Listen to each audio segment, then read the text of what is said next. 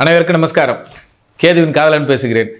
Next TV நேயர்களுக்கும் அவருடைய வாடிக்கையாளர்களுக்கும் பொதுமக்களுக்கும் இந்த டிவி சேனலினுடைய சார்பாகவும் கேதுவின் காதலன் ஆகிய காயத்ரி சங்கர் என்னுடைய சார்பாகவும் புத்தாண்டு மிக சிறப்பாக அனைவருக்கும் நல்ல முறையில் எல்லா வளங்களும் நலங்களும் கிடைத்திட இறைவனை வேண்டி இந்த ஆண்டு எல்லோருக்கும் எப்படி இருக்கும் என்பதை, எப்படி இருக்க வேண்டும் என்பதை உங்களுடன் பகிர்ந்து கொள்கிறேன். நன்றிகளும் நமஸ்காரங்களும். அதாவது 2026 12 ராசிகளுக்கும் எதை நோக்கி ஓடுவார்கள், எதை நோக்கி ஓட வேண்டும்? 12 ராசிகளும் தங்களுடைய ஆசைகளை நிறைவேற்றிக் கொள்வதற்கு, தங்களுடைய எண்ணங்களை பூர்த்தி செய்து கொள்வதற்கு, நல்லா புரிஞ்சுங்க, ஆசையும் எண்ணமும் உடனே வந்துடாது. பல நாள் கனவுகளும் பல நாள் நினைவுகளும் திட்டங்களும் இந்த வருடம் பூர்த்தியாகும். இந்த வருடம் 12 ராசிகளுக்கு, அதாவது உங்களுக்கு உங்களுடைய திட்டம் என்ன, நீங்கள் எதில் உங்கள் திட்டத்தை நிறைவேற்றி கொள்வீர்கள் என்பதை 12 ராசிகளுக்கு இந்த டிவியின் வழியாக சந்திப்போம். ஒரே ஒரு உதாரணம், இந்த ஆண்டு பெண்களுக்கு முக்கியத்துவம் கொடுத்து, பெண்களை மதித்து, பெண்களால் ஆளுமை செய்து, பெண்களால் மட்டுமே முன்னேற்றம் அடையும் ஆண்டு இந்த ஆண்டு. ஆம், குறிப்பாக ஒரு திறமைமிக்க பெண் மட்டுமல்ல, அவருடைய தாயாரும் திறமை மிக்கவர்.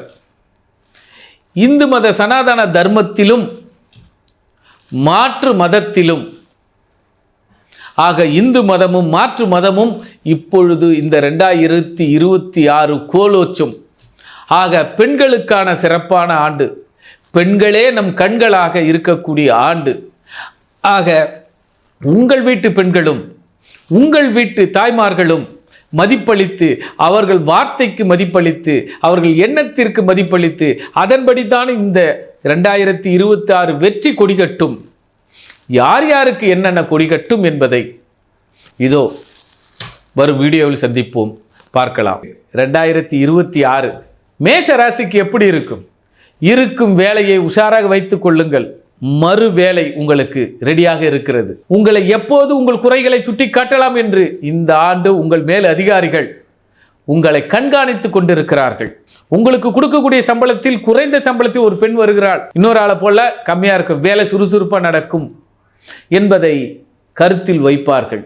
உங்கள் வேலையில், உங்களுடைய அரியர் அமௌண்ட்டில் அல்லது வேலையில் கவன சுணக்கங்கள் ஏற்படுவதால் உங்களுடைய உயர் பதவிகள் சற்று காலதாமதம் ஏற்படும். மேஷராசி அன்பர்களுக்கு மேல் அதிகாரிகளால் அல்லது உங்கள் செய்கையிலால் வேலை மாற்றம் வந்தே தீரும். சில நேரத்தில் பழைய வழக்குகள் இருந்தாலும் அந்த வழக்குகள் தூசி தட்டி இப்போது எடுத்து உங்களுக்கு தண்டனை கொடுக்கலாம், சஸ்பென்ஷன் வழங்கலாம். இவரை வைத்திருக்கலாமா, இவர் நமக்கு தேவையா என்பது உங்களுடைய உழைப்பை யாரும் ஏற்றுக்கொள்ள முடியாமல் தவிர்ப்பார்கள்.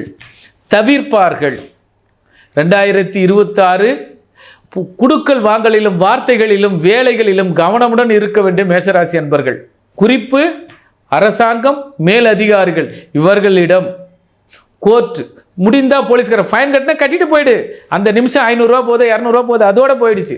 தலைக்கு வந்தது ஹெல்மெட்டோட போயிடுச்சுன்ற மாதிரி போயிடும். இல்லாட்டினா 10,000 ரூபா ஃபைன். அது மாதிரி லிக்விட் ஐட்டங்கள் உங்களுக்கு பேராபத்தை தரும். லிவர் ஐட்டங்கள் உங்களுக்கு சோதனைக்கு உட்படும். ஆக மேஷராசி அன்பர்களுக்கு தங்கள் உடல் நலனில் கவனமுடன் இருக்க வேண்டும், வார்த்தைகளில் கவனமுடன் இருக்க வேண்டும். ஏனென்றால் நீங்கள் தேவையா, இந்த பொறுப்பில் இவர்கள் வைத்திருக்கலாமா அப்படி என்று எதிராளி இந்த ஆண்டு உங்களை தீர்மானிப்பார்கள்.